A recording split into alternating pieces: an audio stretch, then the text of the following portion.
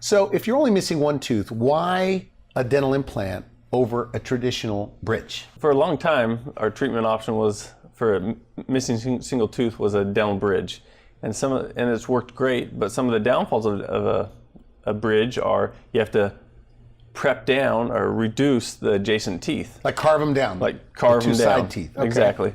You know, another thing is you continually lose bone in that space where you're missing the tooth. You know, what a tooth does, it helps stimulate the bone around that, and the implant does that. But when you just have a bridge, there's nothing to stimulate the bone, so you constantly lose bone in that missing tooth area. And then as far as cleaning and flossing and brushing around that bridge, it can be complicated for a lot of people that have those, because you can't floss in between the teeth like you can your normal tooth. How long does a bridge last? A bridge lasts on average, you know, from 7 to 12 years for the average patient. Some can get a longer time out of that, but some get less time. You know, a lot of it depends on the care that the patient takes of the bridge. But like I was saying, it's hard to clean around, you know, and hard to floss around. And there's ways that we can teach people to do it, but you know, sometimes it's just difficult for patients to do it that way.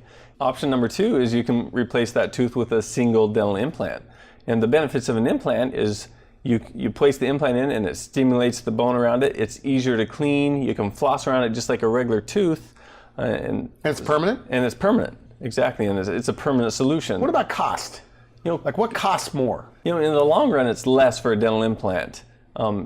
With a bridge, oftentimes, you know, when it fails over that 7 to 12 year period, you're having to replace that again, so the cost just keeps reoccurring and replacing that bridge when it gets a cavity around it, or you need a root canal on one of the teeth that you had to prep down for doing the bridge. And an implant, you know, you just usually do it one time and it fixes your solution, and so the cost-wise, you know, is less in the long run. It seems painful though.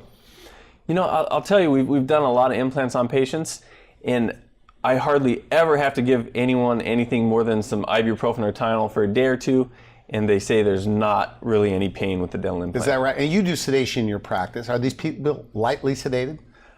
You know, some prefer sedation, some don't. It just depends on the anxiety of the patient, but we definitely can sedate patients with IV sedation or oral sedation, and you know, they don't remember anything about getting the implant placed. So if you had a family member and they were just missing one tooth, would you do a dental implant or a bridge? If I had a family member missing one tooth, I would do an implant in that space. Just, you know, long term, with the research, it lasts longer. It helps stimulate the bone. It's just a better option. It's easier to clean. So why don't all your patients go for it? Do you think it's their fear, like they hear the word surgery, or they're worried about pain?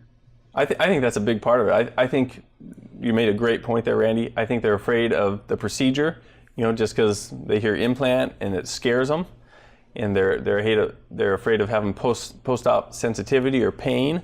But you know, the great thing is we offer options such as sedation to overcome that fear. You know, so really, if that's their fear of an implant, you know, we can make it really comfortable for them and get rid of their concerns of So pain. your message is, I mean, if you're missing one tooth or a few teeth, implants over a bridge or a partial.